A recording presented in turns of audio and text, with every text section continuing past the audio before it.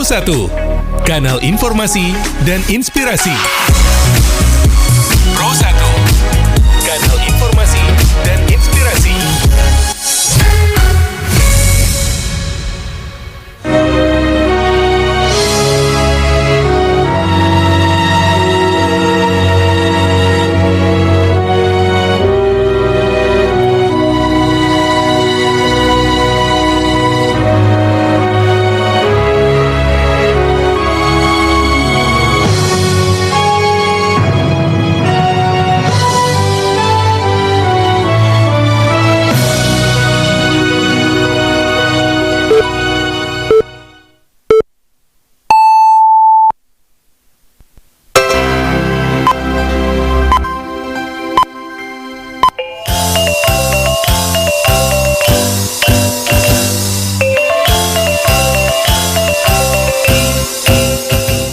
Pukul 3 balik waktu Indonesia Barat. Radio Republik Indonesia Bukit Tinggi Jo Berita Daerah Babahaso Minang. Selasa 7 Juli 2026. Selamat siang pandangan. Mengawali perjumpaan siang hari kami sampaikan sari berita utama. Majelis Ulama Indonesia MUI bersama Lembaga Kerapatan Adat Alam Minangkabau akan pakuai pengawasan anti-LGBT hingga penyakit masyarakat. Pemerintah Kabupaten Tanah Datar merealisasikan bantuan sosial pengobatan tahap kedua tahun 2026. Buletin Berita Minangko dibacakan Mutia Utami. Majelis Ulama Indonesia MUI bersama Lembaga Kerapatan Adat Alam Minangkabau LKAAM akan pakuai pengawasan anti-LGBT hingga penyakit masyarakat pekat di Kabupaten Tanah Datar jo sekitarnya. Berikut laporan Awan Ahmad Fauzan. Pemerintah Kabupaten Tanah Datar bersama Forum Koordinasi Pimpinan Daerah Forkopimda, tokoh adai, ulama jo berbagai elemen masyarakat, mendeklarasikan komitmen bersama untuk menolak praktik lesbian, gay, biseksual, jo transgender, LGBT, serta penyalahgunaan narkotika di wilayah Luhak Nantuo. Deklarasi itu digelar di lapangan Cindua Mato, Batu Sangka. Komitmen tersebut ditandai dengan penandatanganan deklarasi bersama oleh unsur pemerintah Kabupaten Tanah Datar, Forkopimda Uin Mahmud Yunus Batu Sangka, Majelis Ulama Indonesia atau MUI, LKAAM, serta ratusan peserta dari berbagai unsur masyarakat. Dalam kesempatan Ketua Majelis Ulama Indonesia MUI Tanah Datar Yendri Yunaidi menyabuian, deklarasi itu merupakan respons ate maningkenya keresahan masyarakat terhadap berbagai bentuk penyakit masyarakat atau pekat, termasuk perilaku LGBT serta penyalahgunaan narkoba dan bertentangan dengan norma yang berlaku di daerah tersebut. Menurutnya, MUI Tanah Datar Nanjo merupakan bagian dari Forkopimda bersama unsur adat jo keagamaan akan memperkuat upaya penegakan aturan sesuai kewenangan masing-masing. Jadi berikutnya kita juga ada aksi-aksi nyata di lapangan insya Allah. Kita akan siapkan tim yang dari unsur ulama, unsur nenek mama, unsur kepolisian, bahkan mungkin juga unsur dari dinas kesehatan, dinas sosial.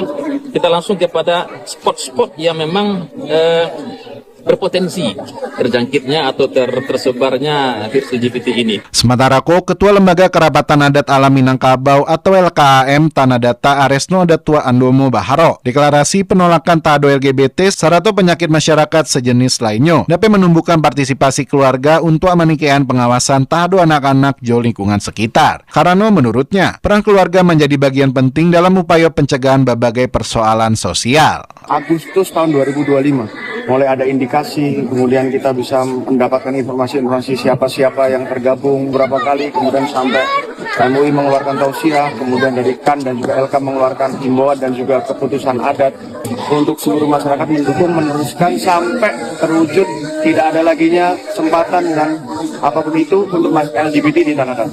Sebagaimana diketahui sebelumnya pemerintah Kabupaten Tanah Datar bergerak capek menyiapkan regulasi khusus guna memberantas fenomena LGBT serta penyakit sosial lainnya dan dinilai kian mengkhawatirkan arah merambah seluruh lintas generasi di daerah. Langkah taktis itu dimatangkan melalui rakor pembahasan penyakit masyarakat atau pekat dan dibuka secara resmi oleh Bupati Tanah Datar Eka Putra di Aula Kantua Bupati Tanah Datar Kamis 2 Juli 2026. Rapat itu merupakan kelanjutan dari kesepakatan bersama antara Kepolisian, Kerapatan Adat Nagari atau KAN, LKAAM, serta MUI Tanah Datar. Alwan Fauzan, RRI Bukit Tinggi melaporkan. melaporkan. Dewan Pengawas Dewas BPJS Kesehatan melakukan kunjungan Karajo ke RSUD Dr. Rasidin Kota Padang untuk mengevaluasi pelaksanaan layanan kesehatan khususnya program rujuk balik PRB bagi peserta Jaminan Kesehatan Nasional JKN.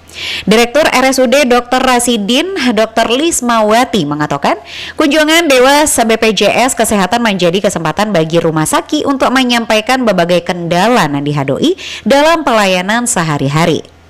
Dr. Lismawati menambahkan program rujuk balik bertujuan agar pasien nan Allah mendapatkan penanganan di rumah sakit dapat kembali memperoleh pelayanan lanjutan di puskesmas atau fasilitas kesehatan tingkat pertama. Pemerintah Kabupaten Tanah Datar merealisasikan bantuan sosial pengobatan tahap kedua tahun 2026 senilai lebih dari 245 juta rupiah guna meringankan beban ekonomi pasien nan alun memiliki jaminan kesehatan. Berikut laporan Irsyad. Bupati Tanah Datar Eka Putra menyampaikan bahwa pelayanan kesehatan merupakan hak dasar setiap warga negara dan wajib dipenuhi oleh pemerintah daerah tanpa memandang kemampuan ekonomi masyarakat. Pernyataan itu disampaikan ketika menyerahkan bantuan sosial pengobatan secara simbolis kepada 47 pasien rumah sakit yang dipusatkan di Gazebo Indojolito Baru-Baruko. Bupati menjelaskan bahwa langkah alokasi dana dari APBDko diambil karena masih adanya warga kurang mampu di Tanah Datar dan membutuhkan layanan pengobatan tapi alun memiliki jaminan kesehatan. Pada penyaluran tahap kedua tahun 2026 itu, pemerintah daerah menggelontorkan dana bantuan sebesar 245,3 juta rupiah yang diperuntukkan bagi biaya pengobatan pasien serta akomodasi keluarga pendamping. Eka Putra juga memastikan bahwa seluruh penerima manfaat telah melewati proses pendataan verifikasi faktual dari instansi terkait sehingga dipastikan penyaluran bantuan itu sangat tepat sasaran. Dirinya juga mengajak para penerima bantuan untuk memanfaatkan dana itu juga sebanyak-banyaknya demi menunjang kesembuhan pasien selama menjalani masa perawatan medis. Tentu bantuan sosial pengobatan ini juga komitmen kami sebagai kepala daerah, ya, bupati dan wakil bupati, agar masyarakat dijamin kesehatannya dan mendapatkan pelayanan kesehatan yang baik dan berkualitas. Penyaluran bantuan sosial pengobatan Kaliko melengkapi akumulasi total bantuan sosial kesehatan sepanjang tahun 2026 di Tanah Datar yang kini telah mencapai angka hampir 28,5 juta rupiah. Irsyad melaporkan. Kabupaten Agam mendapatkan sebanyak sabalih titik program padat karya bencana dari Kementerian Ketenagakerjaan Kemenaker pada 2026 dalam pemberdayaan masyarakat untuk membuka lapangan karajo Samantaro bagi warga terdampak.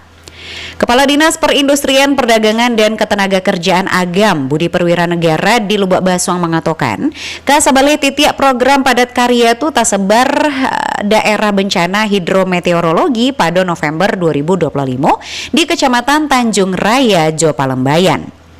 Ditambahkan program padat karya sesuai usulan dari Nagari berupa rebat beton, pembangunan saluran irigasi, dam parit dan lainnya, jo dana setiap kegiatan 100 juta rupiah untuk masing-masing titik. Dana itu ala cair dan ditransfer ke rekening kelompok. Komandan Distrik Militer dan Dim 030 Agam membantah informasi dan menyebutkan koperasi desa atau kelurahan Kopdeskel Merah Putih di Nagari Siano, Kecamatan Ampek Koto dibangun pada lokasi terisolir. Selangkutnya dilaporkan Yudi Prama Agustino. Komandan Distrik Militer dan Dim 030 Agam membantah informasi dan menyebutkan koperasi desa atau kelurahan Kopdeskel Merah Putih dibangun di lokasi terisolir dan susah diakses masyarakat di Nagari Siano, Kecamatan Ampek Koto, Kabupaten Agam. Dan Dim 030 Agam Letkol Infanteri Slamet Dwi Santoso mengatakan informasi di media sosial dan beredar indak secara utuh. Lokasi itu ramai rumah warga dan setiap hari dilalui pengendara dari Bukit Tinggi ke Agam dan lebih pentingnya ada di kawasan objek wisata Ngaresiano. Dari pantauan di lapangan, Koperasi Merah Putih Nagari Siano mudah dilalui kendaraan berbagai jenis ukuran, dek memiliki akses jalan nan baik, tapeknya barado di sebelah kanan setelah melewati jembatan bati antara kota Bukit Tinggi Jo Kabupaten Agam. Slamet Dwi Santoso menerangkan, di sekitar koperasi dek merupakan daerah wisata, banyak dijumpai rumah-rumah warga dan rumah makan, di sebelahnya bahkan ada kantor Bamus Nagari Siano dan segera dijadikan kantor wali nagari. Pemilihan dan penentuan lokasi bangunan koperasi dilakukan dek pemerintah nagari bersama tokoh adat di kan daerah setampe dan dim juga memahami keterbatasan lahan yang dimiliki dek nagari, kantu wali nagari juga akan dipindah ke situ hingga semakin ramai masyarakat nan datang. Menurut Slamet Dwi Santoso, Koperasi Merah Putih Siano nantinya juga diperuntukkan bagi masyarakat setampe untuk menjual siap panen serta membeli keperluan harian. Koperasi Merah Putih yang viral di Ngarai Sianok yang saat ini mungkin sedang rame. Yang pertama, yang mungkin tidak seperti apa yang dibayangkan oleh mereka. Kalau kita lihat secara utuh, sekitarnya kan banyak perumahan juga. Di situ merupakan tempat wisata. Yang kedua juga situ kan banyak juga rumah makan. Misalnya kalau kita rumah makan aja berani naruh di situ, kenapa kita koperasi juga tidak berani di situ? Kemudian juga keterbatasan lahan yang dimiliki oleh nagari, sehingga nanti nagari tersebut menyiapkan lahan tersebut juga, dan nanti di samping situ juga kan kantor wali nagari juga akan ditempatkan di situ, sehingga kemungkinan nanti juga masyarakat kan pasti akan mengurus administrasi ke situ. Tentunya kita dalam membangun koperasi bukan kita yang menentukan lahan, tetapi penentuan lahan ada rekomendasi dari wali nagari dan dari KANS tersebut. Sesuai arahan Presiden Sambuang Slamet Dwi Santoso, Kopdeskel adalah program pemerintah dan bertujuan memperkuat ekonomi kerakyatan dan menciptakan pusat layanan terpadu di setiap nagari. Slamet Dwi Santoso menambahkan, fasilitas umumnya mencakup gerai sembako, klinik desa, apotek, simpan pinjam mikro, hingga logistik termasuk hasil panen warga setampe. Yudi Prama Agustino melaporkan. Pemerintah Kabupaten Tanah Datar menyebutkan alah membantu sebanyak 65 koperasi desa Kopdes Merah Putih nan tersebar di ampek balik kecamatan. Wakil Bupati Tanah Datar Ahmad Fadli mengatakan pembentukan Kopdes Merah Putih itu merupakan program strategis nasional berdasarkan instruksi Presiden RI nomor 9 tahun 2025 dan ditandatangani Presiden Prabowo Subianto pada 27 Maret 2025 lalu. Di Tanah Datar program itu berjalan secara baik serta diharapkan nantinya dapat membangun perekonomian desa. Ahmad Fadli menjelaskan 65 Kopdes Merah Putih itu dibantu jo tersebar di 75 nagari atau desa dan tersebar di ampek balik kecamatan di wilayah Tanah Datar. Selain 65 Kopdes itu kini juo tadape 10 Kopdes Merah Putih jo proses dan 8 diantaranya alah tadape akta notaris. Ahmad Fadli menambahkan adanya gerak capek Pemprov Sumbar untuk pembentukan Kopdes Merah Putih Ko sebagai bantuan keseriusan untuk merealisasikan Inpres nomor 9 tahun 2025 dan juga menjadi program Presiden Prabowo sebagai langkah menghadirkan kekuatan ekonomi dari desa. Dan Dim 0304 Agam Letnan Kolonel Infantri Slamet Dwi Santoso SIP lapeh pindah satuan 5 prajurit menuju pengabdian baru. Berikut laporan Joni Marbeta. Lapor acara tradisi pindah satuan Kodim 0304 Agam tahun 2026. Siap. Suatu keputusan kepala Angkatan Darat nomor 6 Garing 33 Angkromawi 7 2006 tanggal 16 Juni 2026 tentang pembentukan dari jabatan lama dan pengangkatan dalam jabatan baru di lingkungan Angkatan Darat Dituba Abid Dituba TNI AD Gelombang 2 tahun 2026 atas nama Serda Edwin Agusti NLP 31004 2203 89 kesatuan terakhir Kodim 0304 Agam beserta 3 orang. Selesai. 5 prajurit Makodim 030 Ampe Agam resmi dilepas menuju satuan tugas baru setelah sukses menyelesaikan pendidikan pembentukan Bintara Diktuba Angkatan 2 tahun anggaran 2026 selama 2 bulan di Rindam Pematang Siantar, Sumatera Utara. Kelima prajurit itu yakni Serda Edwin Agusti dan bertugas di Tampek Baru di Kodam 1 Bukit Barisan, Serda Pedi Sunanta Ka Kodam 2 Sriwijaya, Serda Novianto Budi Haryono Ka Kodam 1 Bukit Barisan, Serda Muzi Tahrim Ka Kodam 9 Balik Tuanku Tampusai, dan Sarda Rahmatullah Fis Moza ke Kodam 20 Tuanku Imam Monjol. Korps laporan pindah satuan digelar di aula terbuka Makodim 030 Ampe Agam pada 6 Juni 2026 secara resmi dipimpin langsung dan Dim 030 Ampe Agam Letkol Infantri Slamet Dwi Santoso SIP didampingi Kasdim Mayor Infantri Rudi Saragi, para perwira staf serta seluruh peserta upacara. Dalam sambutannya, Dandim 030 Ampe Agam Letkol Infantri Slamet Dwi Santoso SIP menegaskan bahwa keberhasilan menempuh pendidikan bukanlah sesuatu yang diperoleh secara cuma-cuma, melainkan hasil dari kerajo kare, disiplin dan prestasi setiap prajurit. Dirinya juga menyampaikan apresiasi atas dedikasi kelima prajurit selama bertugas di Makodim 030 Ampek Agam, sekaligus mengingatkan bahwa di satuan baru mereka akan menghadapi tanggung jawab nan lebih gadang.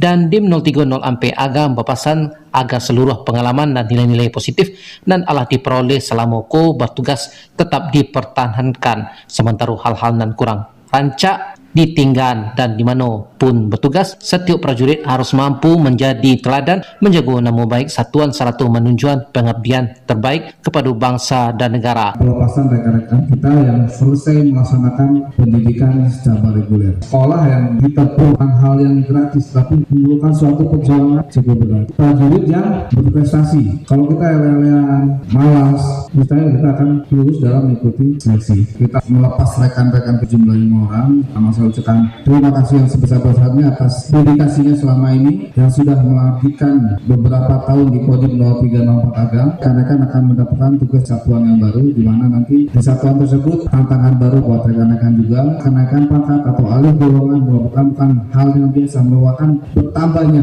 beban dan tanggung jawab kita ke depannya. Jadi yang tadinya kita mungkin dari awal golongan tanpa, sekarang udah naik berubah menjadi golongan bintara, berarti beban dan tanggung jawab otomatis akan berubah dan akan bertambah menjadi tanggung jawab. Mungkin biasanya kita dia akan dikendalikan, tapi nanti rekan-rekan akan membawa anggota, terutama mayoritas kan ini kembali ke batalion, yang infanteri ke batalion DP, yang Arami kembali ke batalion Arami. Apa hal-hal positif yang pernah rekan-rekan dapat di Kodim 0304 dibawa, hal yang negatif tinggalkan di sini, jangan dibawa. Saya ucapkan selamat. Dengan bekal pendidikan dan pengalaman yang dimiliki, kelima prajurit diharapkan mampu memberikan kontribusi terbaik di satuan masing-masing serta mengharumkan nama TNI Angkatan Darat. Joni Marbeta mengabat untuk Berita Rakyat Minang pada siang hari ko.